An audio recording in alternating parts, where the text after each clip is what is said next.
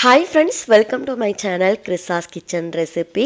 இன்னைக்கு இந்த வீடியோவில் குவிக்காக பண்ணக்கூடிய எக் ரைஸ் ரெசிபி எப்படி பண்ணுறதுன்னு தான் பார்க்க போகிறோம். பேச்சுலர்ஸ்க்கு, குழந்தைங்களோட ஸ்கூல் லஞ்ச் பாக்ஸ்க்கு கொடுத்து விடுறதுக்கு, மதிய டைமில் ஏதாவது சிம்பிளாக ஏதாவது செய்யணும் அப்படின்னா கண்டிப்பாக இந்த முட்டை சாதத்தை ட்ரை பண்ணி பாருங்கள்.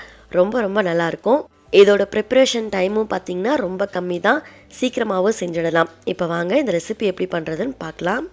ஃபஸ்ட்டு இந்த ரெசிபி பண்ணுறதுக்கு ஒரு குக்கர் எடுத்துகிட்டு அதில் 1 கிளாஸ் அளவு அரிசி சேர்த்துக்கோங்க. நான் இன்றைக்கி சாப்பாடு அரிசி தான் இந்த டம்ளரில் அளவாக அளந்து எடுத்திருக்கேன்.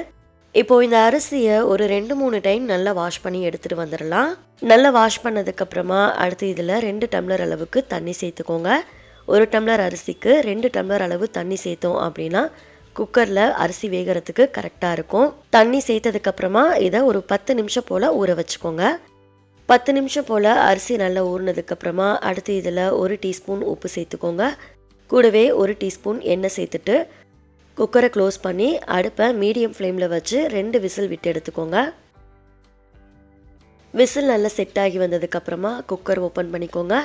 அரிசி பாருங்கள், நல்லா இது மாதிரி ஒன்றோடு ஒன்று ஒட்டாமல் உதிரி உதிரியாக இருக்கணும். அப்போ தான் உங்களுக்கு வெரைட்டி ரைஸ் அப்படின்னாலே சாப்பிட்றதுக்கு நல்லாயிருக்கும். இந்த சாதத்தை ஒரு டைம் நல்லா மிக்ஸ் பண்ணதுக்கப்புறமா இதை ஆற வச்சிடுங்க. நீங்கள் சாதத்தை வடித்து எடுக்கிறீங்க அப்படின்னாலும் சாதத்தை நல்லா வடிச்சிட்டு அதுக்கப்புறமா ஒரு பிளேட்டில் கொட்டி நல்லா ஆற வச்சிடுங்க.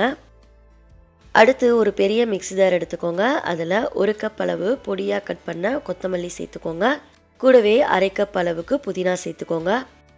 அடுத்து இது கூடவே ஒரு மீடியம் சைஸ் வெங்காயத்தை ரஃப்பாக கட் பண்ணிவிட்டு சேர்த்துக்கோங்க. நம்ம இன்றைக்கி எடுத்திருந்த ரைஸ்க்கு பார்த்திங்கன்னா 6-7 பச்சை மிளகாய் காரத்துக்கு சேர்த்துக்கோங்க. கூடவே ஒரு கொத்து கருவேப்பிலை சேர்த்துக்கோங்க. ஒரு சின்ன துண்டு இஞ்சியை பொடியாக கட் பண்ணிட்டு சேர்த்துக்கோங்க. கூடவே 5-6 பல் பூண்டு சேர்த்துக்கோங்க. இதையெல்லாம் சேர்த்ததுக்கப்புறமா மிக்சியில் ஒன்றும் பாதியமாக இருக்கிற மாதிரி இதை நல்லா அரைச்சி எடுத்துகிட்டு வந்துடுங்க. அரைச்சதுக்கப்புறமா பார்த்திங்கன்னா இது மாதிரி ஒன்றும் பாதியமாக இருக்கிற மாதிரி அரைச்சிக்கோங்க. ரொம்ப நைஸாக அரைச்சிடக்கூடாது, இந்த அளவுக்கு அரைச்சிக்கோங்க. இப்போ இது ஒரு ஓரமாக இருக்கட்டும். அடுத்து எக் ரைஸ் பண்ணுறதுக்கு ஸ்டவ்வில் கடாயை சூடுபடுத்திட்டு அதில் 3-4 டீஸ்பூன் எண்ணெய் சேர்த்துக்கோங்க. எண்ணெய் நல்லா சூடானதுக்கப்புறமா 2 இன்ச் பட்டை, 3 கிராம்பு, 2 ஏலக்காய் சேர்த்துக்கோங்க. கூடவே 1 டீஸ்பூன் ஜீரகம் சேர்த்துக்கோங்க. 10 போல் முந்திரி பருப்பு சேர்த்துக்கோங்க. சேர்த்துட்டு அடுப்பை லோ ஃப்ளேமில் வச்சு முந்திரி பருப்பு நல்லா பொன்னிறமாக வர வறுத்துக்கோங்க. இந்த அளவுக்கு அதோட கலர் லேசாக மாறினதுக்கப்புறமா அடுத்து இதில் நம்ம மிக்சியில் அரைச்சி வச்சுருந்த பேஸ்ட்டை சேர்த்துக்கோங்க. சேர்த்துட்டு அடுப்பை மீடியம் ஃப்ளேமில் வச்சு 2-3 நிமிஷத்துக்கு இதை நல்லா பச்சை வாசனை போகிற அளவுக்கு குக் பண்ணிக்கோங்க. இதை வதக்கும் போதே இது கூடவே 1/4 டீஸ்பூன் போல் மஞ்சள் தூள், 1 டீஸ்பூன் உப்பு சேர்த்துட்டு நல்லா வதக்கி விட்டுக்கோங்க. இதோட பச்சை வாசனையெல்லாம் போனதுக்கப்புறமா அடுத்து இதில் நம்ம முட்டை சேர்த்துக்கலாம். நம்ம இன்றைக்கி எடுத்துருக்க ரைஸ்க்கு பார்த்திங்கன்னா 4-5 முட்டை சேர்த்துக்கலாம். ஒரு முட்டையாக உடைச்சிட்டு சேர்த்துக்கோங்க. நான் இன்றைக்கி 4 முட்டை சேர்த்துருக்கேன். முட்டை சேர்த்ததுக்கப்புறமா அடுத்து இதில் 1/2 டீஸ்பூன் போல் மிளகுத்தூள் சேர்த்துக்கோங்க. சேர்த்துட்டு இதை நல்லா கலந்து விட்டுக்கலாம்.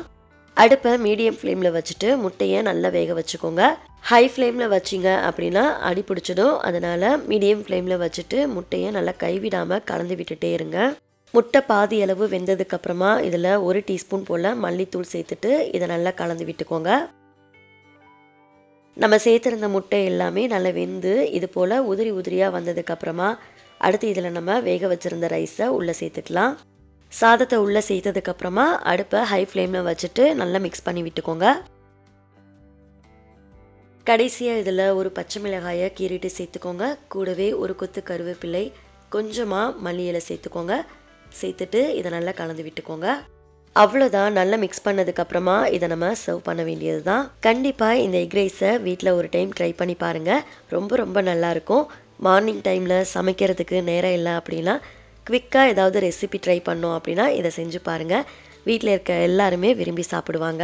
இந்த ரெசிபி உங்களுக்கு பிடிச்சிருக்குன்னு சொல்லி நினைக்கிறேன். வீடியோ பிடிச்சிருந்தா லைக் பண்ணிவிட்டு சேனலை சப்ஸ்கிரைப் பண்ணிக்கோங்க.